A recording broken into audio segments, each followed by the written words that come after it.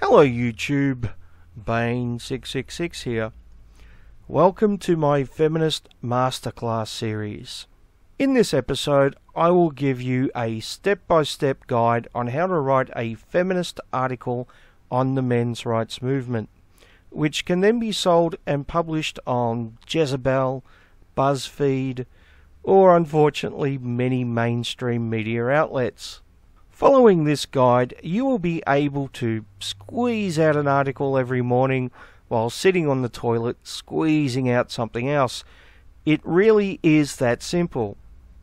So, without any further delay, let's get stuck into it. Step 1.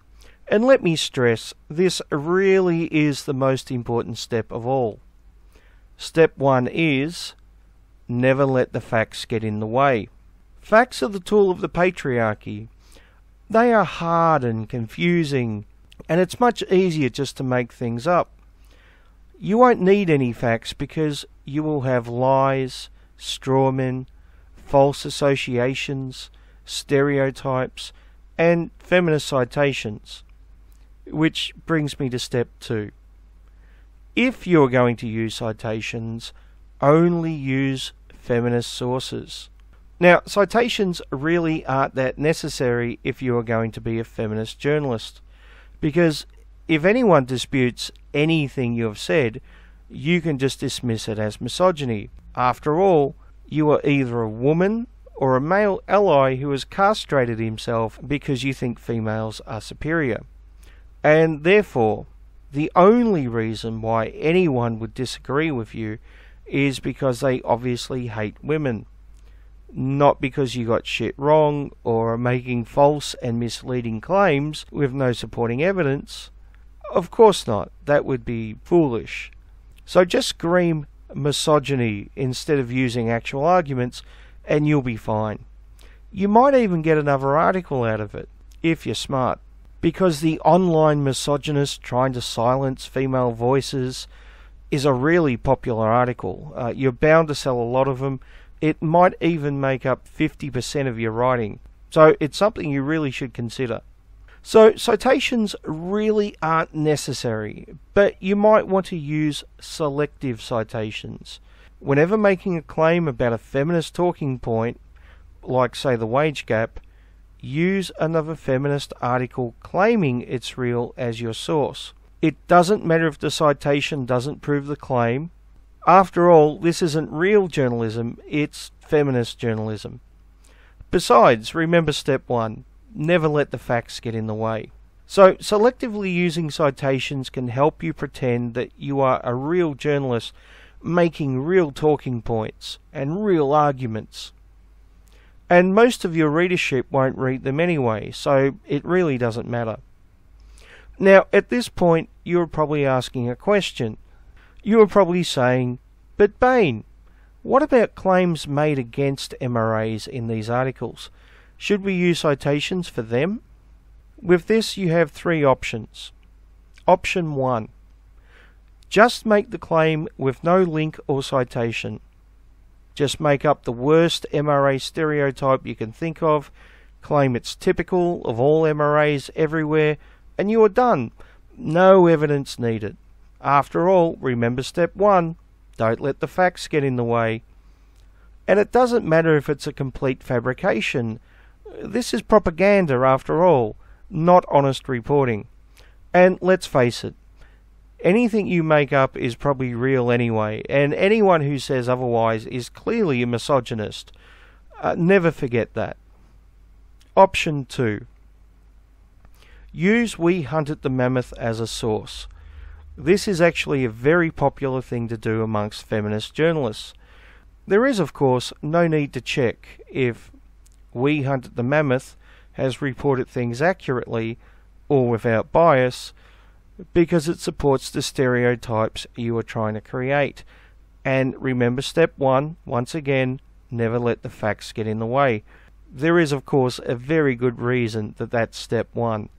Never check the original source for a claim to see if it's accurate, and most definitely never link to the original source. Only ever present it if it's first run through the bias feminist filter. Now, for bonus points, you might want to exaggerate the claim even more. Please note that We Hunt the Mammoth isn't the only site you can use, but it's the most popular. BuzzFeed might be another good choice. Option 3. Use and link to non-MRA sources and just claim that they are actually MRAs. Now, option 3 is so popular that it leads us to step number 3, and that is claiming that non-MRAs are actually MRAs. This is really essential for creating a false MRA stereotype in the minds of your readers. It can be very difficult to find actual MRAs saying the hate-filled misogynistic shit that you want them to, so instead just find someone saying that shit and claim that they are a typical MRA. MRAs are misogynist because misogynists are MRAs. Circular reasoning like this is perfectly fine if you are a feminist journalist, because after all, you shouldn't let the facts get in the way. So basically, just claim that any individual or group that you don't like is typical of the men's rights movement, and then use this to prove that all MRAs are scum. Roosh v and Return of Kings is a good choice. Now, some people may claim that Roosh and Return of Kings is actually anti-MRA and often write anti-MRA articles, but you just need to claim that they are all the same thing without showing any evidence. Evidence is a patriarchal tool designed to oppress women anyway, so who really needs it? You might want to use Elliot Rodger as another example. You won't be able to supply any actual evidence linking him to the men's rights movement, but just claim he fits the MRA stereotype you have created in your head, and that will be good enough. You will also want to falsely connect the men's rights movement to the far right, white supremacists, Hitler, pedophiles, misogynists, the Nazis, mass murderers, fans of country and western music, and just about anyone else you don't like. In fact, a good yardstick to use is anyone who doesn't believe in exactly what you do is probably an MRA. Once again, don't let the facts get in the way. This isn't real journalism, it's more like Tumblr fan fiction. So why do you create the false associations? Well, that question leads us to step 4, creating a threat narrative. You want people to be afraid. Creating fear in your audience is much better than actually making them think. You want them reacting from emotion. So you need to create the nastiest MRA stereotype you can possibly think of. Tell your readers that MRAs hate women and want to go back to the 1950s, that they are all white and hate black people. You know, just ignore the men's rights movement in India. No one needs to know about that. Just so make sure you don't tell your audience. It's better just to ignore it. Claim that all MRAs are straight and hate LGBT people. Of course, ignoring the gay MRAs and the trans MRAs. Claim that MRAs are pro-rape and pro-pedophilia. It doesn't matter if it's factual or that the examples you use aren't real MRAs. Remember step 1, never let the facts get in the way. You want to create the narrative that your typical MRA is some kind of hellspawn, which is the offspring from the unholy union of Satan and Hitler. Don't hold back. Be creative. Search the net for the biggest scumbags you can find, and then just claim that they are typical MRAs, even if what they are saying has nothing to do with the men's rights movement and is the complete opposite of what actual MRAs believe. That stuff isn't important. This type of journalism doesn't need to be factual, it just needs to make your audience angry. And that's really the point of your article. You have to remember you aren't writing this article to change the world and make it a better place, or look for actual solutions. No, you are here to give your audience an excuse to hate. Now, your audience likes to think that they are superior and have all the answers. They are, after all, soy-drinking, progressive-minded, social justice crusaders who are trying to make the world a better place by fighting the evils of man-spreading, sexist air conditioning and the wage gap. And because of this, they are clearly enlightened beings, Gandhi with a soy latte, Nirvana-dwelling super beings who hold all the world's answers and are never wrong, unlike everyone else. And you are giving these divine beings of love and perfection an excuse to let down their hair and be free, to hate their enemies. You are giving them an excuse to hate and attack and dox and lie and demean those they disagree with. Of course, it's different when these crusaders of the oppressed do it, because it's justified hate. There is an excuse for it, a justified reason. And at the end of the day, they can give each other a big pat on the back for a job well done, instead of being ashamed of their actions. And you, the feminist journalist, have given them that. So be proud of your work, even if it's all lies, contains no actual evidence or arguments, and took only 10 minutes to write. That's not important. The important part is you have given the social justice community a reason to hate people they disagree with. And that's important. That's what journalism is for, after all. You have given a hate mob an excuse to hate, and that's all that counts. Now, some of you, probably misogynistic Trump supporters, are probably saying, but Bain, aren't there any real men's rights issues? Well, that brings us to step 5. Always blame men. This should be your mantra. Now, you might want to start by saying something like, sure, men are facing some real issues today, like the high male suicide rate. But always follow this up with, but that's because of the patriarchy. Patriarchy backfiring is a good term to use. Or, alternatively, it's men's own fault anyway, as they control everything. Or, possibly, it's men doing it to other men, so it really doesn't count. Never admit that it's society in general. Always claim that any issue can be blamed solely on men, just like everything else can be blamed solely on men.